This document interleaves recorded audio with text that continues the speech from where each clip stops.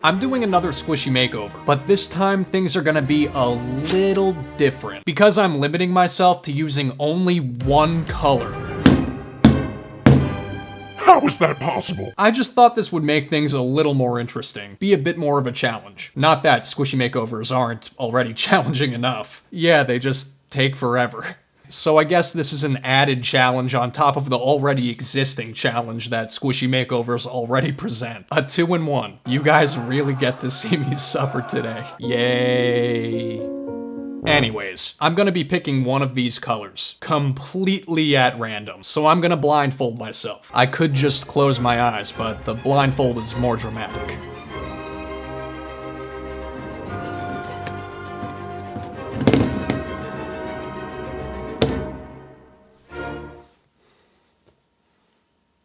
Alright, blue it is.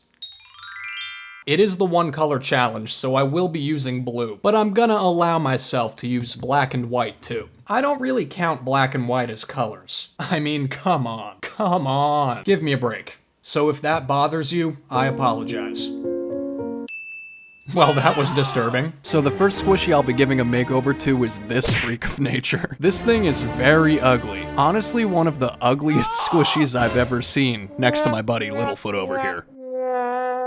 I picked these up at the dollar store sometime back. The dollar store squishies are a whole new level of ugly. I don't know if they're purposefully trying to make them cursed looking or if that's just their style. They also have very specific shapes. It's hard coming up with what to do with them. Pretty much impossible to turn them into anything other than what they already are. I had to really stretch my imagination with this one. Also, the squishies themselves are very cheap quality, so if you sand them down, it could create a lot of texture, so I tried to sand them as gently as possible. Sanding dollar store squishies is less of a massacre, more of a gentle exfoliation. Gentle, that's not gentle. The seams on this squishy were out of control, but that's an easy fix. I just trimmed them up. Tiny little cuts. Teeny tiny cuts. I'm not just trying to fix this squishy, I want to give it a whole new life. Make it a lot more creepier and a whole lot more cuter. It's not perfect, but I tried to get as close of a trim as possible. The next thing I trimmed off was his tail. I want my character to be able to stand, and the tail was kinda getting in the way of that. Tiny little cuts. Teeny tiny cuts. I'm not amputating the tail completely. Well, I guess I did. I just want to rearrange it so he can stand. But first I mixed up some soft matte with some slick paint to add a white base coat. I find the soft matte isn't as transparent as regular matte paint, but it does have some texture, so I mix it with slick paint to get the perfect balance. Thanks to the soft matte, it doesn't take nearly as long to paint it white as it used to. Sometimes I like to paint squishy parts before I attach them. Other times I paint them after I glue them together. This time I chose to paint them separately. It's a bit hard to hold the tail while painting it since it's so tiny, but I did some maneuvering and made it work. I also have these two little squishy parts. I think they must have been someone's ears in a past life. Today they're gonna be feet.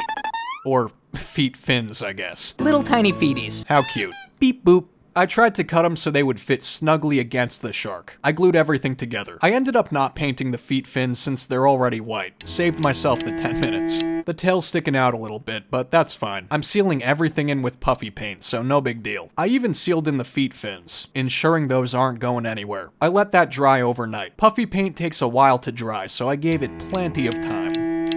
And here it is. This is basically what it's gonna look like, except it's not painted yet. It was always important to me that the squishy could stand up on its own. After all my alterations, it seems to have some more stability. Gold star for me. So here we go with my one color. You're gonna be seeing plenty of blue today. I almost chose a blue background, but Sniffledorf tore up my last blue background, so yellow it is. I mixed up a few shades to get my perfect blue. Gorgeous. It's actually not the precise shade I want, so I'm doing some adjusting. I'm going for a nice ocean breeze kind of blue. That doesn't look much different, but it'll do.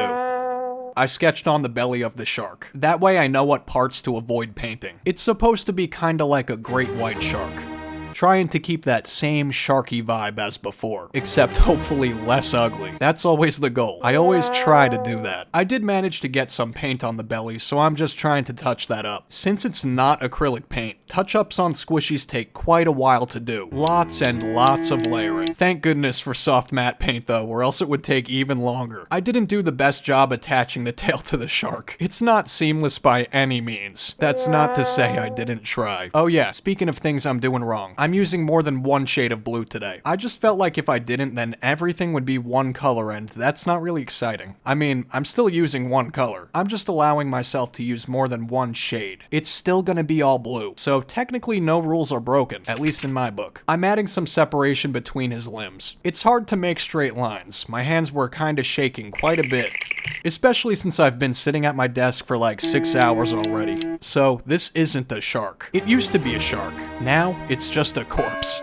It's very carefully stitched together by the little guy that's gonna be inside the corpse. It's like a shark costume of sorts, just made out of an actual shark. Cute, cute. I kept getting little specks of paint everywhere. It's the most frustrating thing. So many touch-ups are required. I know things are looking like a mess, but again, that's not to say I didn't try. I don't know if the eyes are looking evil or derpy. I wanted them to kinda look derpy. This shark must have been some level of derp, because he managed to get killed by a seal.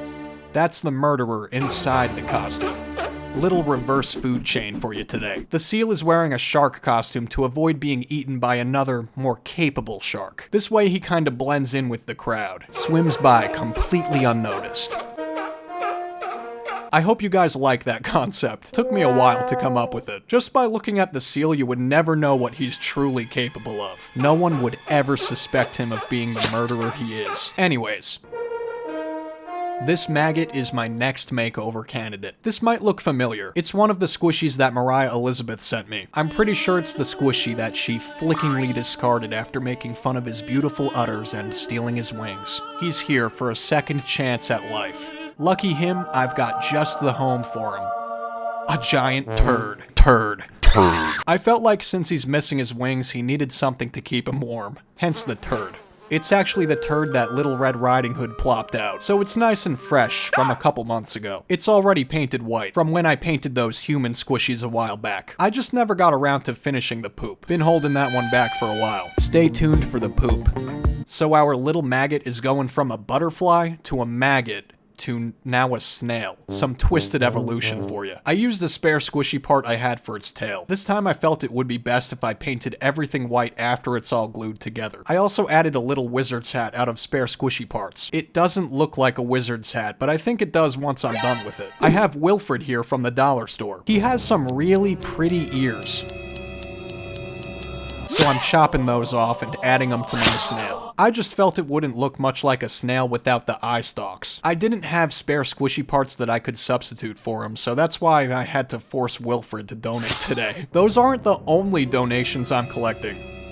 I'm stealing some feet from Moriah's turtle. It's okay though. Moriah also took the feet off one of these, so they're used to it. I tried shaping them up into perfect little circles, or at least as close as I could get. They're really tiny, not the easiest task. They're the snail's eyeballs, gently hot glued on top of his eye stalks. I didn't do anything about the headphones the maggot was wearing. I just plan on camouflaging them with the rest of the squishy. They're meant to be like chubby cheeks, kinda like how Honey and Boo Boo have. I sealed everything in with puffy paint as best as I could. It's harder than it looks. Just trying my best here. I'm actually pretty happy with this concept of using the poop as the snail's shell. For the longest time, I didn't know what to do with it. I think it's perfect for the snail though. I'm sticking to using only blue for the snail as well. Blue is the color for today. Blue it is. I didn't feel like blindfolding myself all over again to pick another color for the snail. It's going to look very different from the shark though. Not just because of the shape, but also because of the shades of blue I use. I painted the snail himself a lighter color just so he pops out a bit more. I'm fixing up the mess on his head. Like I said, it's meant to be a wizard hat that his eyes are kinda poking out of. I didn't have a hat squishy to use, that's why I just cut and pasted this trash together. I'm just working with what I have, guys. I added some decor to the hat, tried to make it look more wizardy and magical. Headmaster Dumble Snail.